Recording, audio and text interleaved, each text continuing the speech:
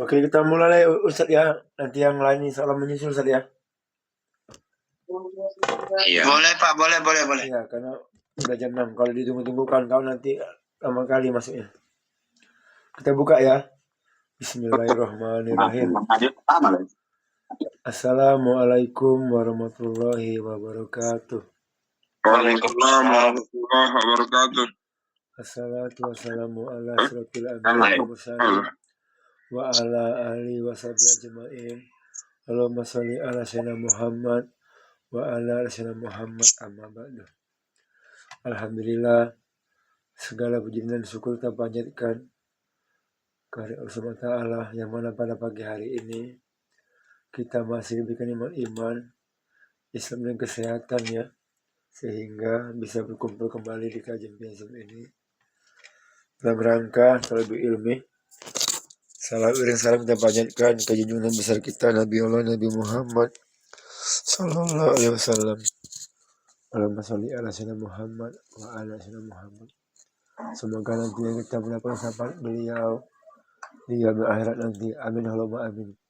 Yang saya hormati Tuan Guru kita Ustaz Ridwan, alhamdulillah sudah hadir. Yang saya hormati bapak-bapak para jemaah kajian PSM yang selalu istiqomah untuk mengaji setiap paginya ya. Baik bapak-bapak semuanya para jemaah, hari ini kita membahas kitab Pilar-Pilar Pengokoh Nafsiyah Islamiyah. Sebelum kita buka, marilah kita membaca basmalah. Bismillahirrahmanirrahim.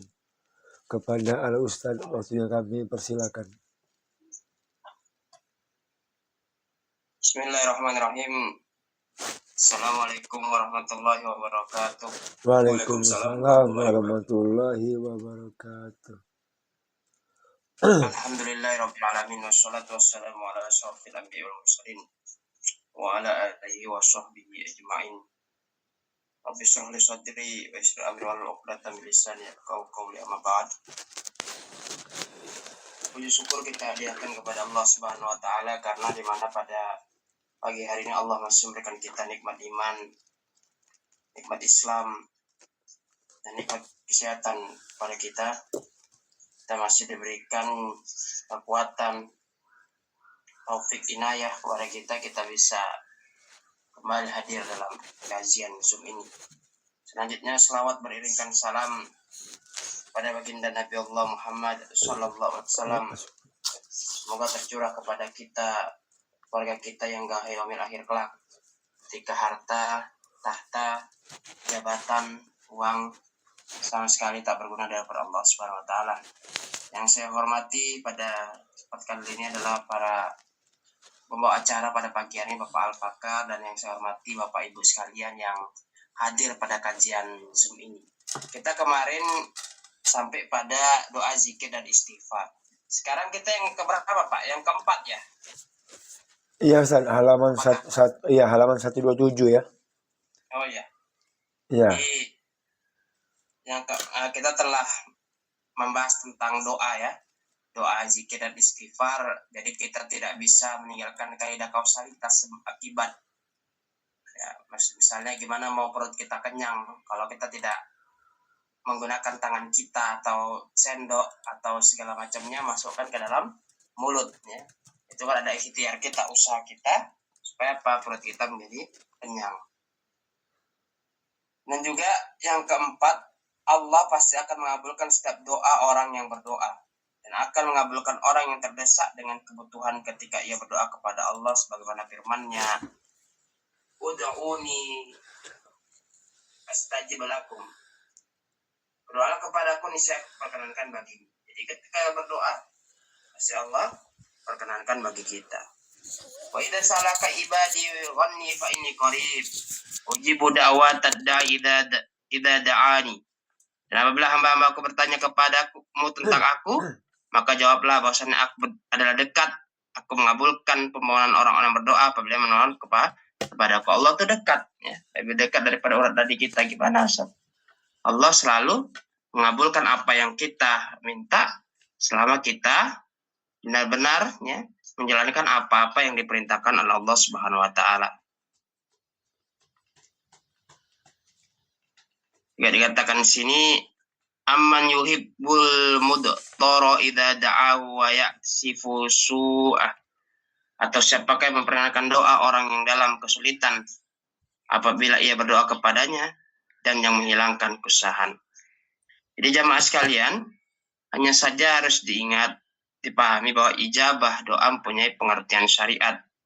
Dari hakikat syariat yang telah dijelaskan oleh Rasulullah bersabda, "Ma min muslimin yadullah." Tak seorang muslim pun yang berdoa kepada Allah dengan suatu doa, azza wa jalla, bi da'watil laisa fiha ismun wala qati'uhu rahmin illa a'tahullah. Di dalamnya tidak dosa dan memutuskan silaturahmi. Kecuali Allah memberinya salah satu dari 3 perkara, itu bisa jadi Allah mempercepat terkabulnya doa di saat dunia atau terkabulnya di akhirat. Jadi dalam 3, imma an yu'ajjilallahu lahu da'watuhu wa imma an yaddakhiraha lahu fil akhirah wa imma an yasrifa anhu minas su'i misliha qalu idza nukthiru qala Allahu aktsar. Jadi tidak seorang pun ya, kecuali Allah memberikan salah satu 3, yaitu bisa jadi Allah mempercepat terkabulnya doa. Yang pertama itu ya, Allah akan menyimpan keterkabul doa di akhirat, dan bisa jadi Allah memalingkan keburukan darinya sesuai dengan kadar doanya. Para sahabat berkata, kalau begitu kami akan memperbanyak doa Rasulullah. Sabda Allah akan lebih banyak lagi mengabulkannya. Jadi ini jamaah sekalian, ketika kita banyak berdoa, ya, itu akan banyak sekali Allah mengabulkannya. Jadi bagaimana kita tidak memutuskan silaturahmi kepada keluarga kita dan juga sila ukhuwah Islamiyah kepada seluruh kaum muslimin, ya. Jadi inilah inti dari doa seperti itu. Dikatakan juga dalam hadis riwayat Muslim, la yazullu yustajabu lil abdi ma lam yad'u bi ismin aw qati'atu rahmin ma lam yasta'jil. Katakan sini, seorang hamba berdoa akan terus dikabulkan doanya selama ia tidak berdoa dengan doa yang memutuskan silaturahim, dan selama tidak bertergesa-gesa ingin cepat dikabulkan. Qila ya Rasulullah, dikatakan kepada Rasulullah SAW, mal istijal. Wahai Rasulullah, maksud dengan tergesa-gesa ingin dikabulkan? Qala yaqulu qad da'autu wa qad da'autu falam ara yustajabu li fayatahassaru an dzalika wa yada'ul du'a. Rasul bersabda, yaitu ketika ia berkata, aku telah berdoa tapi aku tidak melihat doaku dikabulkan. Kemudian ia mengeluh karenanya dan akhirnya meninggalkan doanya. Ini, jadi kita harus sabar, ya. Jadi jangan tergesa-gesa, ya, ingin cepat dikabulkan. Jadi kalau kata Rasulullah itu tergesa-gesa itu 3 hal. Pertama itu membayar utang, ya. Jadi kalau ada bayar utang harus segera dilunaskan itu. Ya, menikahkan, ya, seorang yang itu sudah datang, ya, laki-laki soleh kepada anak kita, dari soleh baik agamanya, maka segera dinikahkan, ya. Dan juga mayit, ya, segera dikuburkan seperti itu. Jadi inilah jamaah sekalian, bahwasannya dikatakan di sini tergesa-gesa ingin cepat dikabulkan, ya. Terkabulnya doa tidak mesti terwujud di dunia. Doa itu kadang bisa dikabulkan di dunia atau Allah akan menyimpannya di akhirat kelak, ya. Jadi kalau semua dikabulkan di dunia, nanti di akhirat apa gitu kan. Jadi kalau dikatakan Abdurrahman bin Auf kan seperti itu. Dia pengusaha, udah semua dihasilkannya jamaah sekalian. Maka dia mengatakan kepada Ummul Mukminin Aisyah radhiyallahu anha, kalau seperti ini apakah nanti saya akan dapat juga di surga nanti, ya. Semua sudah dimiliki kan, seperti itu. Maka Aisyah mengatakan ibunda bahwa istananya di surga miring. Ya. Maka beliau menyedekahkan hampir seluruh hartanya seperti itu. Jemaah sekalian, ya, dan di akhir akan terdapat pahala yang sangat besar dan banyak. Atau Allah akan memalingkan keburukan darinya sesuai kadar dosanya. Jadi kita harus terus berdoa kepada Allah. Apabila kita percaya dan ikhlas atau taat kepada Allah, maka akan bisa meyakini terkabulnya doa di sisi Allah dengan makna yang telah dijelaskan oleh Rasulullah. Jamaah yang berbahagia, Allah sudah sangat luar biasa kepada kita ya, memberikan kalau orang datang ya, jumpa kita selalu memberikan makanan, bekal, ya uang dan sebagainya. Tapi Allah Subhanahu wa taala ini ya memberikan apa yang kita tidak minta, keluarga ya, memberikan kesehatan kepada kita. Jadi sebagai seorang beriman ya, tentu yang namanya dasar-dasar keimanan ya, syariat Islam ya, terutama ibadah kepada Allah ya, sholat kita, puasa kita ini jangan sampai kita tinggalkan seperti itu. Itu wujud kita bersyukur kepada Allah Subhanahu wa taala seperti itu. Itu yang membedakan kita dengan non muslim. Sholat kita, ibadah kita itu membedakan kita dengan non muslim. Kalau kita sudah tidak lagi beribadah kepada Allah, maka yang terjadi adalah jamaah sekalian akan terjadi istidrot ya. Nggak sholat, nggak puasa ya, melakukan kemaksiatan tapi rezekinya luar biasa Allah berikan. Karena Allah tahu supaya apa, kita disibukkan oleh dunia seperti itu. Setelah itu kita diperintahkan oleh Allah untuk berzikir. Allah firman, "Wadhkuruni adzkurkum." Karena itu ingatlah kamu kepadaku, niscaya aku akan ingat pula kepadamu. Ya. Kalau kita ingat kepada Allah, pasti Allah ingat kepada kita seperti itu.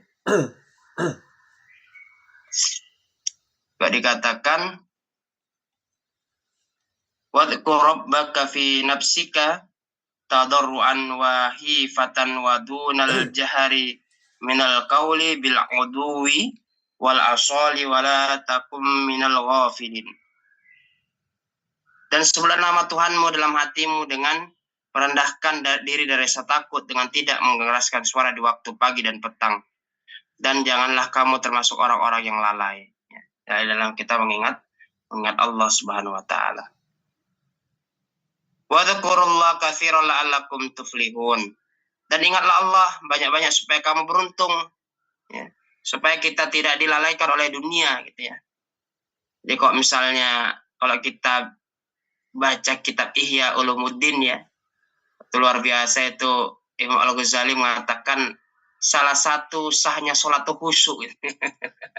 Jadi kalau itu diterapkan, maka ulama ya kontemporer itu mengatakan ya, selama dia sholat ya, maka insya Allah itu diterima oleh Allah Subhanahu wa taala. Itu berat itu ya. Saking gimana kita ya.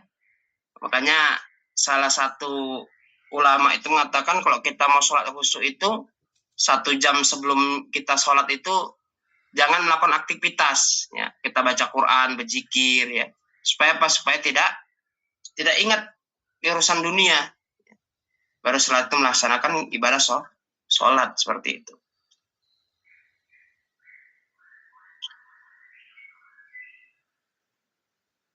Ya ayyuhalladzina amanu dzkurullaha dzikran katsira wasabbihu bukratan wa asila.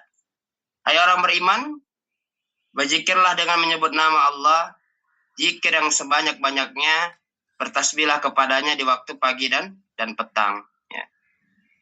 Subhanallah, alhamdulillah, wa la ilaha illallah, Allahu akbar.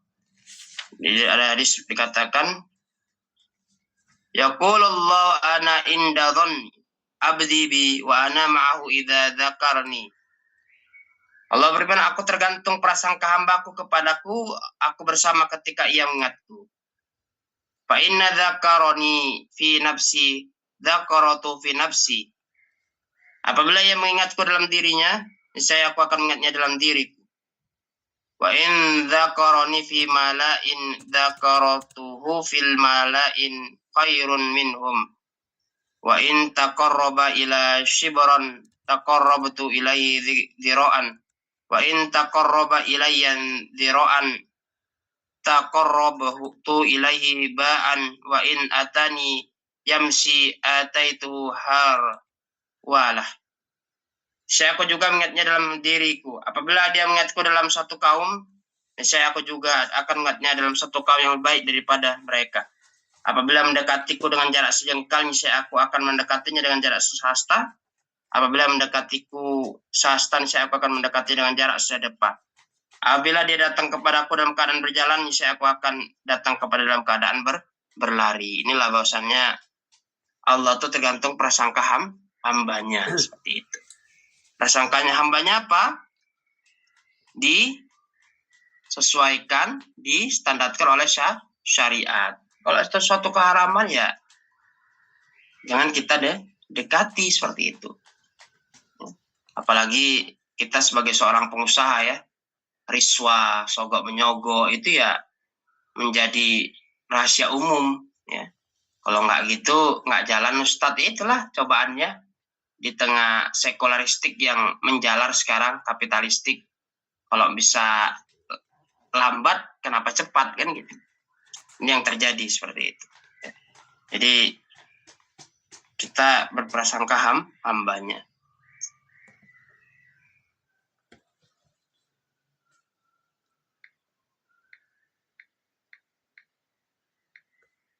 Dikatakan dalam Muslim, Abu Hurairah berkata, "Kana Rasulullah SAW yasiru fi tariqi Makkah famaru ala jabalin yuqalu lahu Jumdanun.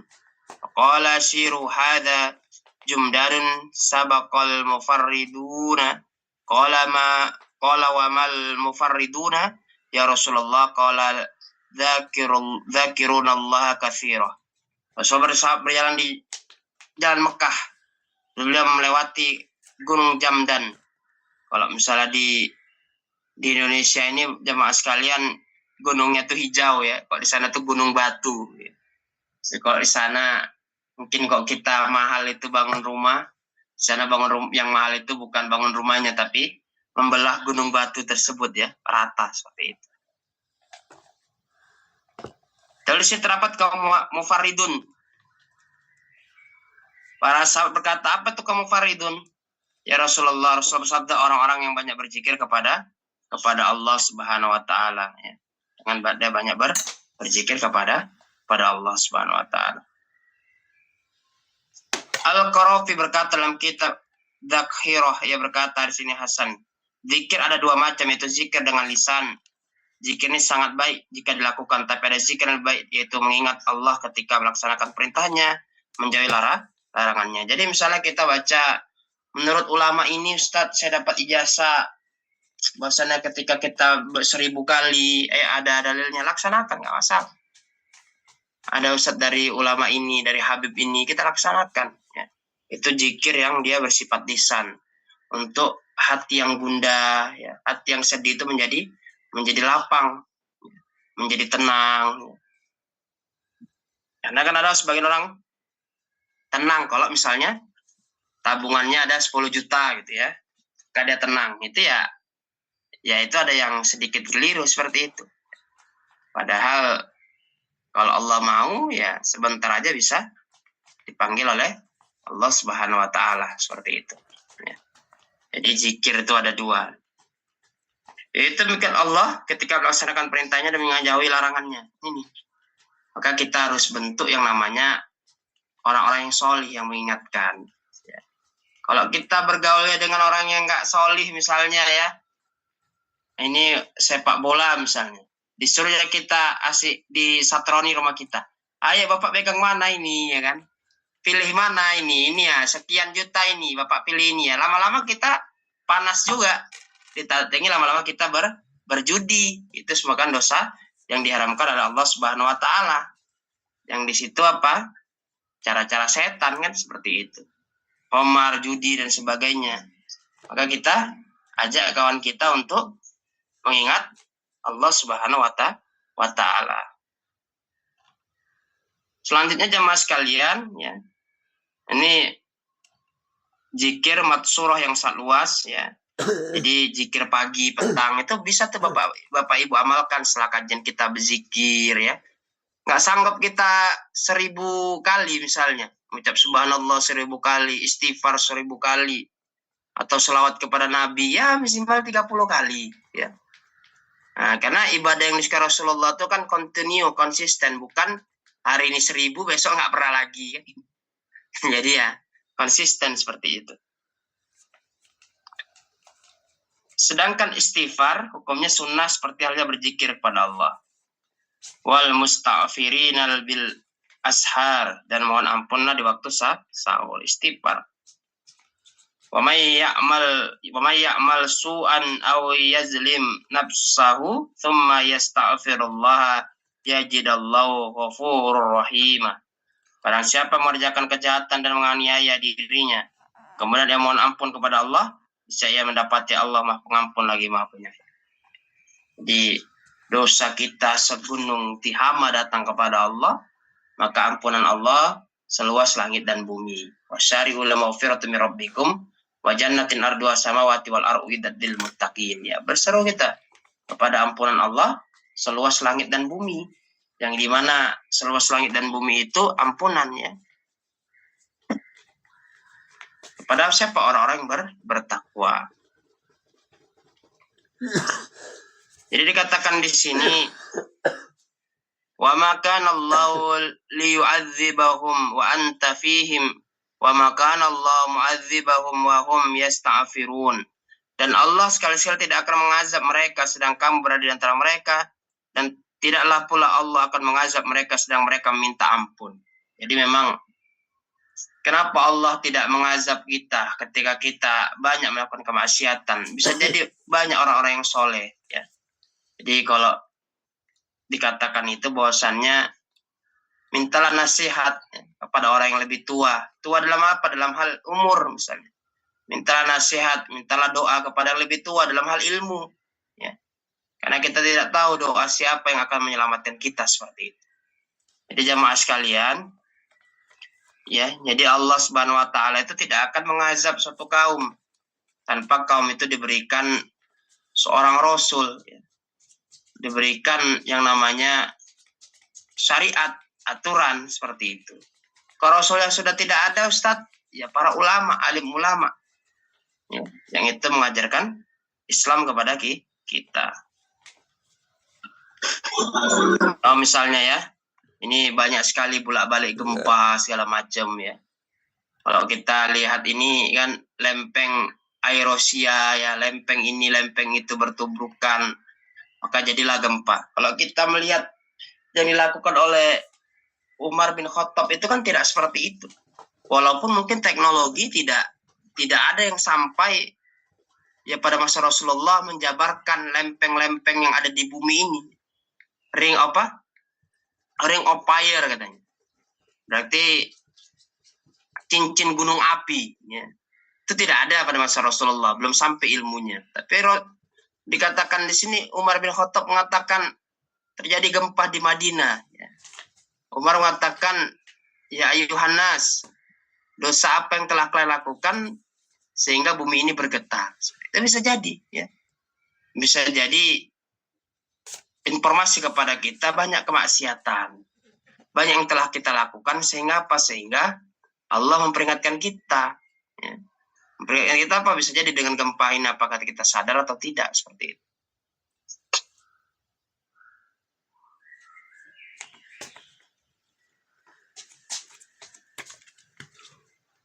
Walladzina idza fa'alu fahisatan aw dhalamu anfusahum dzakarallaha fastaghfaru bidzunubihim wa may ya'firu dzunuba illallahu wa lam yusirru 'ala ma fa'alu wa hum ya'lamun. Dan juga orang apabila mengerjakan suatu perbuatan keji atau menganiaya diri sendiri, mereka ingat akan Allah lalu mohon ampun terhadap dosa-dosa mereka. Siapa lagi yang dapat mengampuni dosa selain daripada Allah? Mereka tidak meneruskan perbuatan kejinya itu sedang mereka mengetahuinya. Jadi mohon ampun kepada Allah Subhanahu wa taala. Dalam sebuah hadis dikatakan dari Abu Hurairah Rasulullah bersabda, "Waladina nafsi biyadihi," demi Allah jiwaku di tangannya, "laulam tudnibu," jika saja kalian tidak pernah berbuat dosa, la dhahaballahu bikum, pasti Allah sudah melenyapkan kalian. walaja'a biqaumin yudhnibuna. Kemudian mendatangkan suatu kaum yang berbuat dosa, fayastaghfirullah ta'ala wa yaghfiru lahum. Kemudian mereka mohon ampun kepada Allah, lalu Allah pun akan mengampuni mereka. Jadi luar biasa ampunan Allah nih. Jadi kalau kita nggak pernah berbuat dosa, Allah pasti akan mengganti kita dengan umat yang lain. Begitu juga kalau kita sih berbuat dosa juga, tidak mau mengharap ampunan dari Allah subhanahu, Allah juga akan ganti dengan umat yang lain. Ya. Jadi kulillahu malika mulki tutil mulka man tasya wa tangdi mulka mimman tasya wa tu'iddu man tasya wa tudillu man tasya biyadikal khair innaka ala kulli syai'in qadir. Jadi Allah tuh ya akan menggulirkan kekuasaan ya kepada siapa yang dia kehendaki. Ya. Jadi pun juga seperti itu, jemaah sekalian. Ya. Jadi ketika kita berbuat dosa, nggak mau kita minta ampun kepada Allah, pasti Allah akan mengganti kita dengan yang lain. At-Tirmidzi dengan sahih telah berkata dari Anas, ya berkata kepada Rasulullah sabda, qala Allah Ta'ala, ya bana Adam, innaka ma da'autani rajulatani ghafartu laka ala ma kana minka wala abali. Wahai anak Adam, sungguhnya engkau selama berdoa berharap kepadaku, maka aku pasti akan memberikan ampunan kepadamu atas segala dosa-dosamu. Aku tidak akan pedulikan kecil dan besarnya dosa. Ya bani Adam, lau balaghat dunubuka annana samai thumma astaghfartani ghafartu laka wala abali. Ya bani Adam, innaka lau ataitani bi qurabil ardi khotoya thumma lakiyatani la tusyrik bi syai'aw la taituka bi qurabiha maghfirah. Wahai anak Adam, andaikan dosa-dosamu sampai ke langit, kemudian engkau mohon ampunan kepadaku, maka pasti aku akan memberikan ampunan kepadamu. Wahai anak Adam, jika engkau datang kepadaku dengan membawa kesalahan sepenuh bumi, kemudian engkau bertemu denganku, tapi engkau tidak mempersekutukanku sedikit pun, maka pasti aku akan datang kepadamu dengan membawa ampunan sepenuh bumi, asalkan kita tidak menyekutukan Allah Subhanahu wa Ta'ala. Contoh misalnya apa menyekutukan Allah Subhanahu wa Ta'ala, ya. Misalnya contoh sakit, ya, sakit berkepanjangan, ya, dia minta kepada dukun, ya. Padahal itu bertentangan dengan syariat. Ya, misalnya harus ya makan yang najis-najis, ya anjing misalnya, nauzubillah, makan darah kelelawar misalnya, makan kotoran sebagainya, itu kan hal-hal yang disuka oleh syaitan itu, ya, benda-benda najis. Kita ikuti, ya, maka itu kita berdosa kepada Allah Subhanahu wa Ta'ala. Maka di sini pentingnya bagi kita, kalau kita berurusan dengan selain Allah, meminta kepada jin, setan, ya, itu biasanya yang diminta itu adalah hal-hal yang itu yang diharamkan Allah, ya najis, ya, misalnya dari kotoran dan sebagainya, itu diharamkan oleh Allah Subhanahu wa Ta'ala. Jadi jamaah sekalian, ya, seluas apapun dosa kita, selama kita masih hidup di dunia, maka kita bisa bertobat kepada Allah Subhanahu wa Ta'ala. Tapi kalau kita sudah meninggal, kalau sudah terpisah jasad dengan ruh, sudah tidak ada lagi Rabbi laula akhartani ila adalin qarib fa asaddaqu aku minas sholihin, ya. Ya Allah, ya Rabb, izinkanlah aku hidup sebentar saja, ya, untuk bersedekah, termasuk aku orang yang soleh. Nggak bisa lagi udah, ya. Sudah nggak bisa lagi. Karena apa? Karena sudah habis waktunya, ya. Sudah habis limitnya. Nggak pernah kita lihat orang yang udah dikubur hidup-hidup, dikubur ya sudah meninggal hidup lagi, nggak pernah. Allah alam misalnya ada tiba-tiba hidup lagi, nggak ada. Yang hidup lagi pun kalau kita lihat mereka bercerita, mereka merasakan siksaan yang sangat luar biasa. Ya, api yang menyambar-nyambar, mereka mengatakan seperti itu. Ya, itu yang terjadi. Ahmad Al-Hakim telah meriwayatkan dari kitab Sahihnya, Rasulullah Zahabi Abu Sa'id Al-Udri dari Rasulullah bersabda, qala iblis, berkatalah iblis, wa izzatika, demi kemuliaan Allah, la abruhu hukwi ibadaka ma arwahuhum fi ajdadihim. Aku tidak akan berhenti menyesatkan hamba-hambamu selalu masih menempel di badan mereka. Kemudian faqala, kemudian Allah berfirman, wa zati, demi kemuliaanku, wa jalali, dan keagunganku, la azalu afiru lahum ma mastaghfarun. Aku tak akan berhenti memberikan ampunan kepada mereka selama mereka minta ampunan kepadaku. Jadi iblis ini sudah berazam, ya, bertekad tidak akan berhenti menyesatkan hamba-hambanya. Ya. Tidak berhenti menyesatkan manusia, silakan kata Allah, kecuali yang bertakwa. Maka iblis ini juga punya pasukan ini. Ya. Pasukan yang membuat orang marah, ya.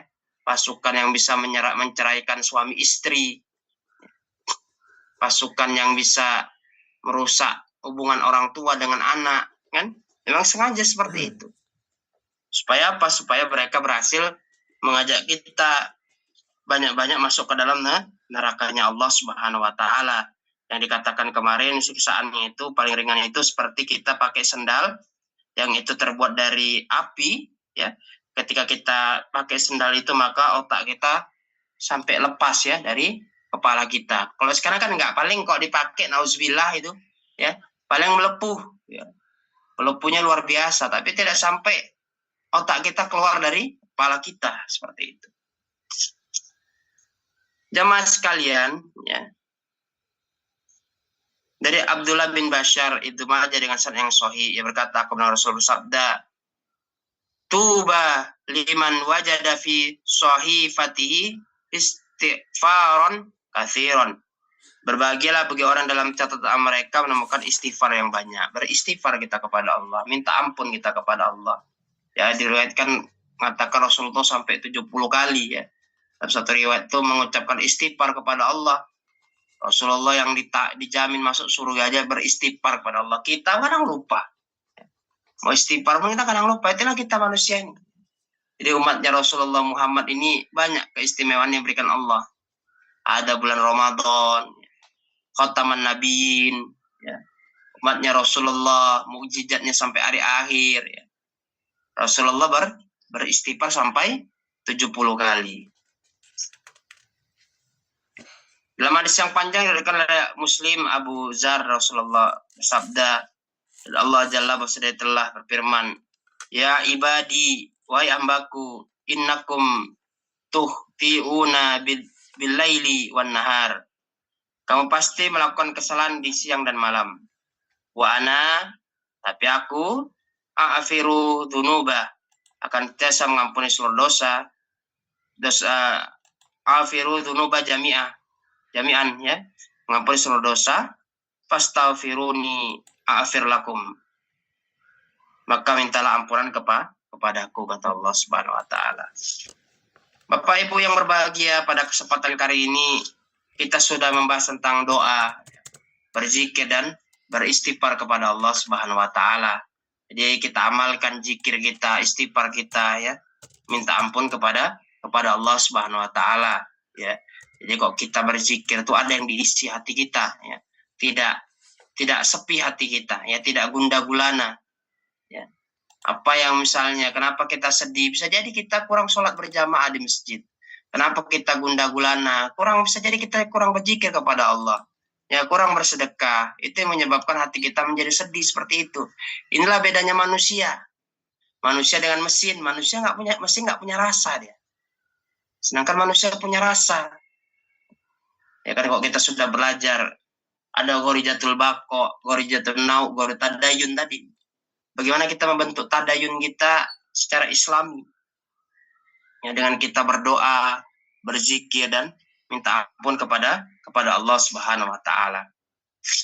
Bapak Ibu yang berbahagia, sampai di sini kajian kita pada pagi hari ini. Saya kembalikan kepada Pak Fakar sebagai moderator pada kesempatan pagi hari ini. Ya. Syukur Ustaz. Baik, ya Bapak Ibu yang punya kitab itu halaman 127 sampai 134, ya.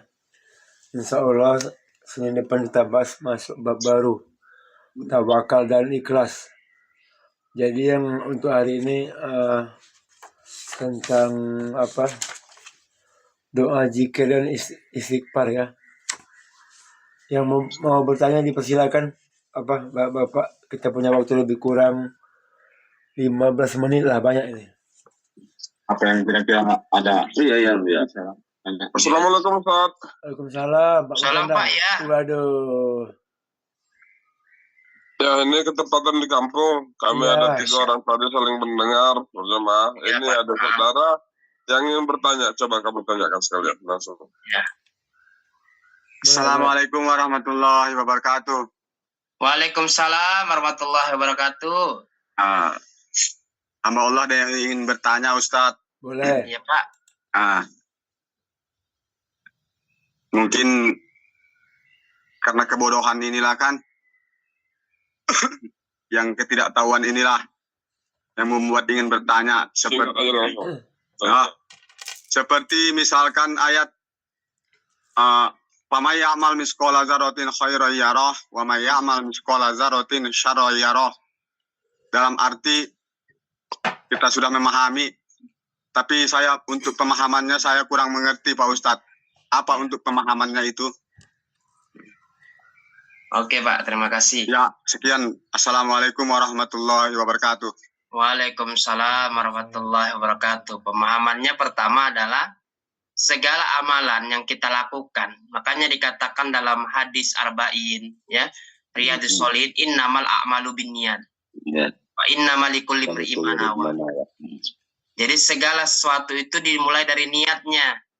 Contoh, amalan kecil yang kita lakukan semata-mata mengharap ridha Allah Subhanahu wa taala, maka itu akan mendapatkan pahala dari Allah Subhanahu wa taala. Misal contoh kita membuang kaca di jalan. Kalau secara lahiriah ngapain kita buang? Orang tua kecil nanti juga dengan tertiup angin akan hilang dengan sendirinya itu paku-paku itu ataupun kaca. Tapi kita beranggapan bahwa ini kan amalan yang kita lakukan niatnya untuk Allah Subhanahu wa taala untuk menjaga keselamatan saudara kita sesama manusia, maka itu akan mendapatkan pahala dari Allah Subhanahu wa taala walaupun sekecil apapun amalan kita. Makanya kan dalam Islam sedekah yang paling mudah itu senyum, ya. Senyum kepada saudara kita, bukan senyum aja pas waktu ada duit. Waktu nggak ada duit cemberut, jangan, ya. Tapi senyum kepada saudara kita ketika kita punya ada uang maupun tidak ada uang. Gimana Ustadz kejahatan, ya? Amalan sekecil apapun akan menyebabkan kita juga akan dimintai pertanggungjawaban. Misal contoh adalah ketika kita mengajari orang cara mencopet yang baik dan benar. Itu kan amalan kecil itu misalnya. Kalau kamu mencopet itu misalnya kamu harus begini. Tapi kan kita tidak lakukan. Tapi itu dilakukan orang. Maka kita akan mendapatkan imbasnya karena mengajari orang. Maka dalam Islam ini ketika kita melakukan kejahatan niat tapi belum melakukannya, maka Allah tidak mencatat itu sebagai sebuah kejahatan. Itulah hebatnya Allah. Maha kuasa. Kok kita sudah berniat ingin melakukan kebaikan, ya Allah hari ini aku mau puasa sunnah, tapi nggak jadi, itu sudah terhitung pahala karena sudah diniatkan, apalagi melaksanakannya Pak. Jadi seperti itu. Jadi kok dikatakan ya di sini adalah maka kita sebaik amal apapun makanya niat. Kenapa kita ibadah puasa Ramadan? Niatnya aku biar nggak dimarahi istri, soalnya istri nggak masak. Kalau istri nggak masak, makan pakai apa aku kan gitu. Berarti dia nggak mendapatkan pahala. Ya. Nah, kenapa kamu nikah? Untuk memuaskan nafsu, memang salah satunya. Tapi niatnya kalau ditujukan bukan untuk beribadah kepada Allah, maka nggak langgeng dia. Karena nikah itu kan setengah dari agama. Karena dia setengah di bawah perut. Ya, makanya setengah di atas perut ini belum kita laksanakan dengan baik dan benar. Karena sudah menikah. Ya, kok di atasnya kan bagaimana makanan yang dimasuk udah halal apa belum, yang kita ucapkan sudah baik dan belum, itu kan akan dimintai pertanggungjawaban kepada Allah Subhanahu wa taala. Jadi begitu Pak. Jadi amalan misalnya contoh kita cuma di masjid cuma kita yang bisa azan, ya udah amalan kita mengingatkan saudara-saudara kita itu akan mendapatkan pahala di sisi Allah Subhanahu wa taala. Jadi kalau dikatakan sok alim, sok ini ya nggak apa-apa daripada sok setan kan.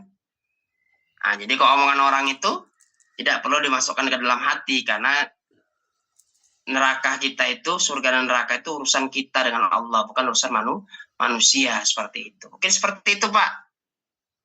Terima kasih, Pak. Sama-sama. Ustaz, Assalamualaikum, Ya, Pak. Ustaz. Salam. Di dalam niat Ustaz, di dalam mengajarkan suatu ilmu kepada orang. Jadi ini ada ilmu yang baik dilakukan dan dilakukan juga tidak baik saat itu dengan sama yang satu ilmu, Ustaz. Pada saat sekarang Ustaz kan banyak orang mengajari secara online, Ustaz, secara YouTube. Mudah-mudahan bermanfaat. Seumpamanya Ustaz, ilmu membuka kunci mobil, Ustaz. Apabila ketinggalan kunci mobil di dalam, maka kamu berbuat seperti ini, bla bla bla, maka terjadi, Ustaz. Saya mengamalkan itu, orang melapor membuka kunci mobil, memang ketinggalan di mobil. Saya lakukan dengan ilmu yang di YouTube itu, Ustaz, benar adanya bagus. Niat seorang tadi mengajari untuk menolong orang yang ketinggalan kunci. Tetapi banyak orang melakukan yang kuncinya sengaja dibawa, mobilnya ditinggal, dibobol orang jadi, Ustaz, dengan ilmu yang sama. Jadi dengan niat si pekerja yang mengajarkan ilmu tadi, Ustaz, bagaimana, apakah saat dikerja dilakukan kepada kebaikan, orang alhamdulillah. Apabila saat dilakukan kepada mobil yang saat terkunci, Ustaz, dibawa gondol langsung, di mana, Ustaz? Apakah satu dapat pahala, satu dapat dosa? Demikian, Ustaz. Jadi sebenarnya kalau dibilang alhamdulillah berkahnya dari YouTube ini semua ilmu muncul, Pak. Ilmu bagaimana membuat rumah yang baik dan benar, ya. Bagaimana menggaji tukang, itu semua ada di YouTube itu. Ya, mungkin ada dulu tukangnya selisih, sekarang kita paham ini. Membagi-bagi karena sudah ada ilmunya, ya. Jadi kan innamal a'malu binniyat, ya. Kalau niatnya dia karena menolong orang, maka dia berpahala. Yang mengajari dan yang mendapat ilmunya juga berpahala. Tapi kan ini tergantung niat. Karena tidak hanya ada niat, juga ada kesempatan. Ya, makanya kesempatan ini juga didasarkan oleh dia paham Islam, mengkaji Islam. Contoh misalnya, cara tadi kan Bapak bilang kan, mengambil kunci yang masuk ke dalam mobil, ya, dengan perban lah, dengan selotip lah, sebagainya, kan seperti itu. Rupanya kan tidak hanya ada niat, tapi kesempatan. Ya.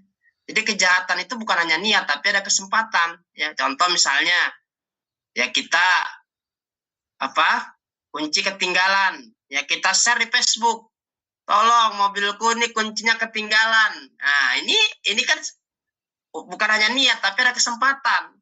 Karena kesalahan kita mengasar di Facebook. Jadi misalnya gimana, Ustadz? Kalau dia mengajari itu murni untuk menggapai ridha Allah, tidak melakukan kemaksiatan, maka dia berpahala. Yang mengajarkannya juga berpahala, yang mengamalkan ilmu berpahala. Selama niatnya untuk menggapai ridha Allah, bukan hanya follower. Tapi kalau dia yang mengajarkan itu niatnya karena Allah berpahala, yang mengamalkan ini berdosa.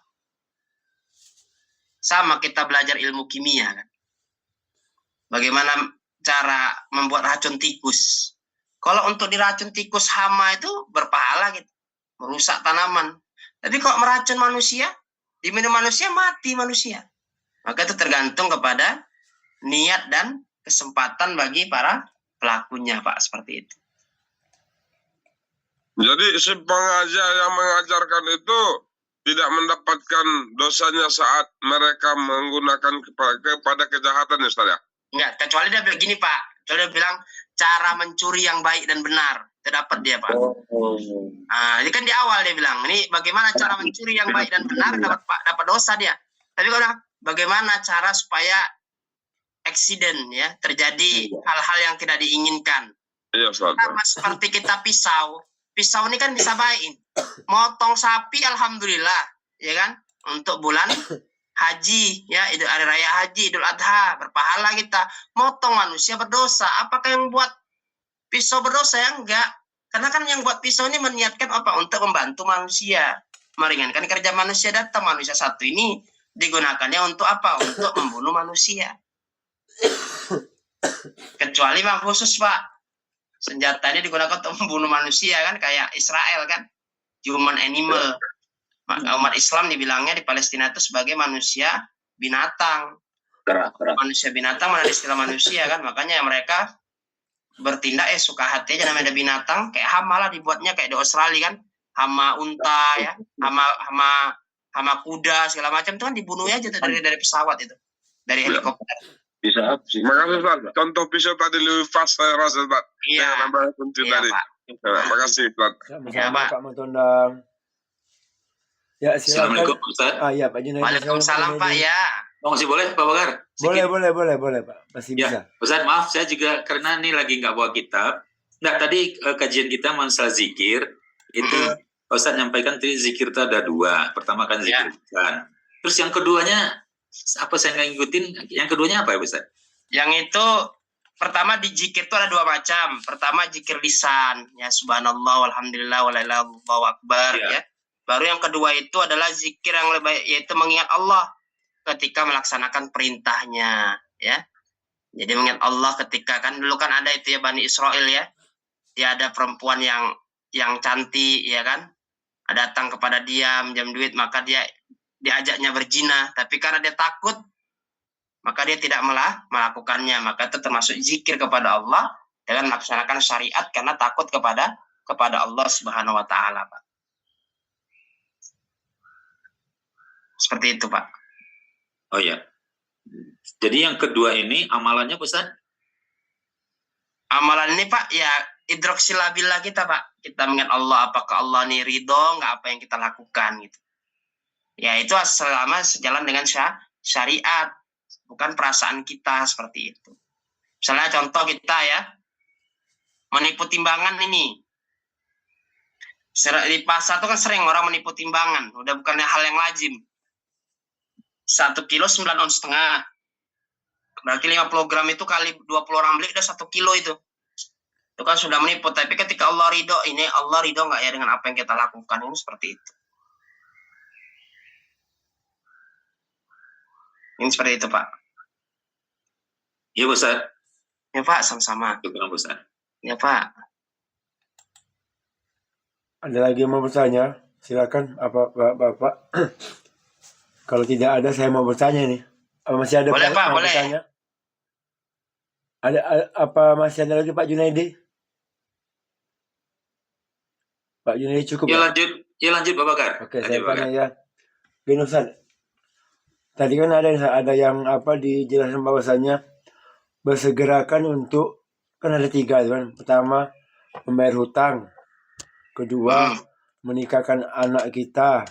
Ketiga menyegerakan menguburkan mayat kan.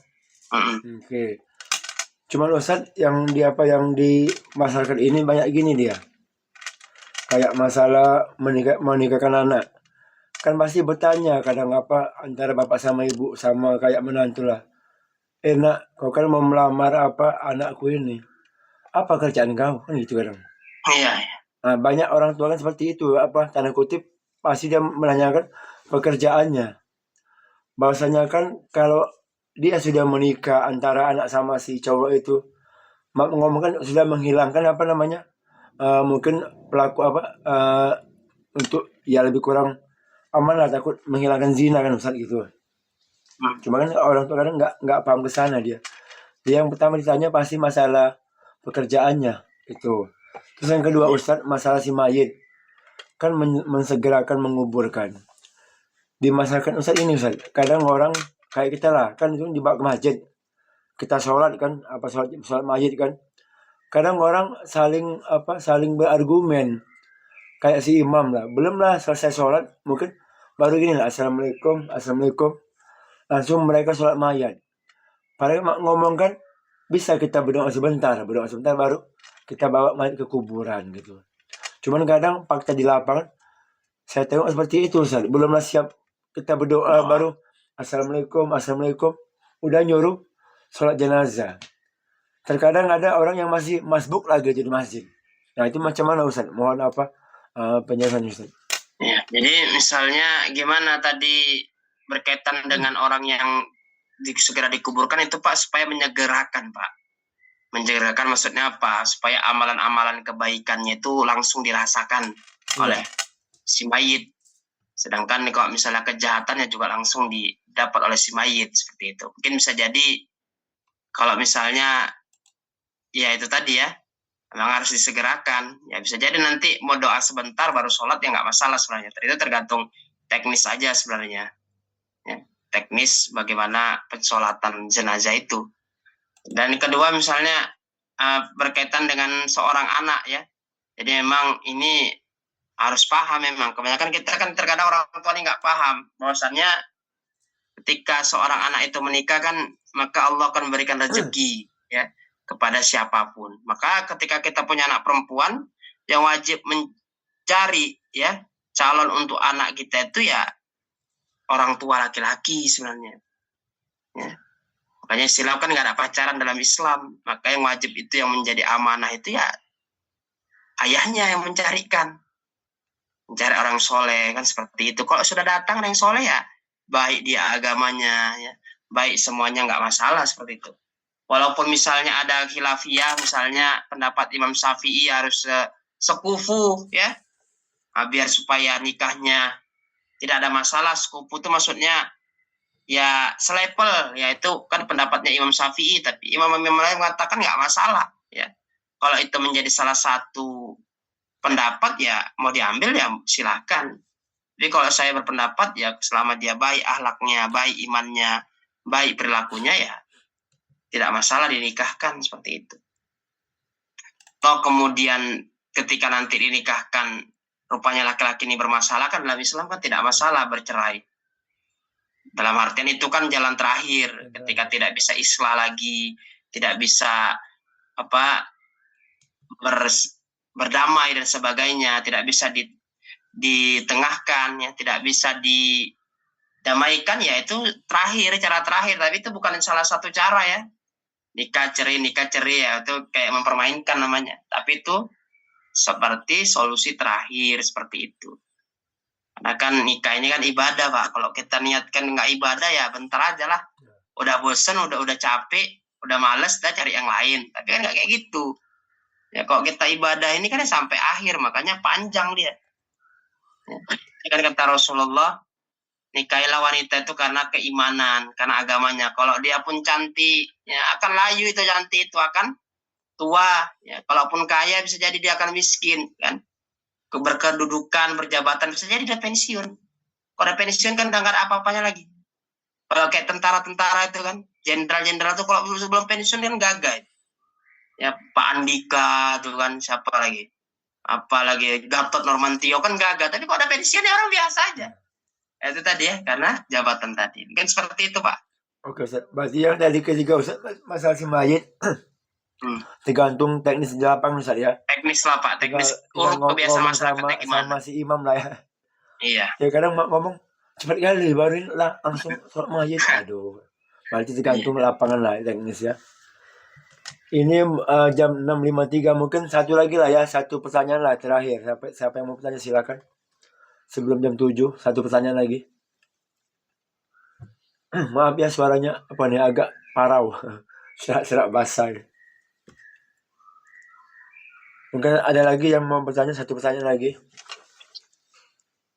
Assalamualaikum Ustaz. Sebenarnya saya ingin bertanya, mumpung saya ingat Ustaz.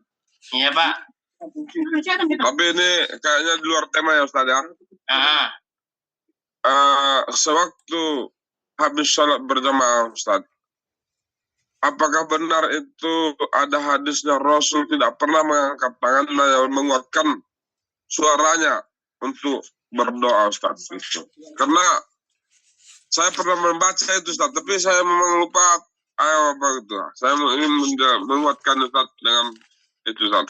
Maka kan selalu kita dengar apabila berjamaah di satu masjid itu tidak ada melakukan zikir atau doa, maka rasanya kayak tabu Ustaz ya, kurang sesuatu gitu. Dan pada satu kaum lagi kan habis sholat udah pada diam gitu Ustaz. Masing-masing pikir gitu. Ini yang mana sebenarnya Ustaz yang benar? Itu aja Ustaz. Kalau saya rasa ya dua-dua benar Pak, mau Bapak. Karena itu kan amalan syariat, bisa kita laksanakan, bisa tidak. Yang penting ini kan yang kita pahami adalah orang yang tidak mau berdoa, berarti dia tidak bersyukur kepada Allah Subhanahu wa taala. Bisa individu, bisa berjamaah, nggak ada masalah kalau menurut saya. Mana yang mau diambil itu dalam tataran syariat, yang itu khilafiyah di kalangan ulama Pak. Jadi mau Bapak ngambil rame-rame karena udah kebiasaan dari kecil suka doa rame-rame, nggak masalah kalau selama ada dalil. Mau Bapak nggak mau kayak misalnya dari saudara kita sudah siap sholat, diam berzikir masing-masing, habis itu pulang langsung, ya ada yang suka kayak gitu, nggak masalah. Di dalam hadis itu juga, apakah itu ada Ustaz hadisnya? Rasul tidak pernah mengangkat tangannya dan mengeluarkan suaranya gitu, saya dengar. Kalau nggak punya hadis Ustaz. Ya kalau misalnya Pak nengok satu hadis, jangan satu hadis saja, coba hadis yang lain. Karena juga ada lama yang lain yang mengeluarkan hadis juga seperti itu.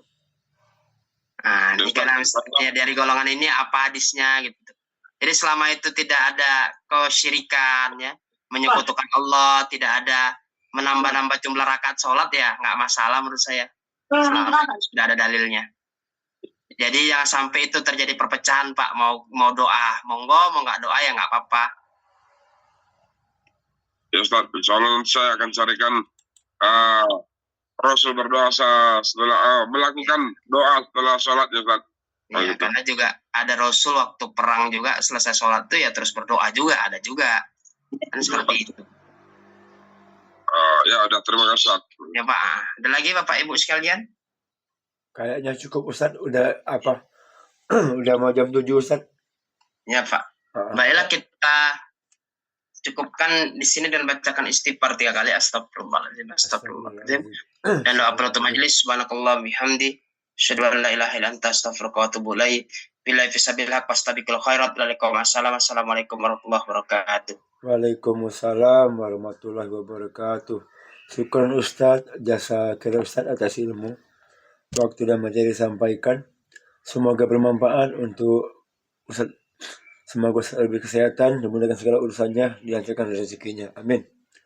Dan juga semoga bapak-bapak, ibu-ibu yang hadir di sini ya, kita sama-sama diberikan Allah kesehatan, dimudahkan segala urusan kita. Yang masih punya utang semoga cepat lunas, yang masih sakit semoga cepat sembuh, yang baru merintis usaha semoga usahanya lancar, yang masih dalam perjalanan semoga perjalanannya dilancarkan oleh Allah ya. Amin. Dan juga semoga hari ini apa yang kita kerjakan mendapatkan kebarokan dari Allah Subhanahu wa taala. Amin ya rabbal alamin. Baik Bapak-bapak, kita tutup ya dengan membaca hamdalah alhamdulillahil alamin dan juga doa kifatu majelis. Subhanallahumma wa bihamdika asyhadu an la ilaha illa anta astaghfiruka wa atubu ilaik. Wabillahi taufiq wa hidayah. Wassalamualaikum warahmatullahi wabarakatuh. Waalaikumsalam. Ustaz ya. Oh, Ustaz udah keluar ya?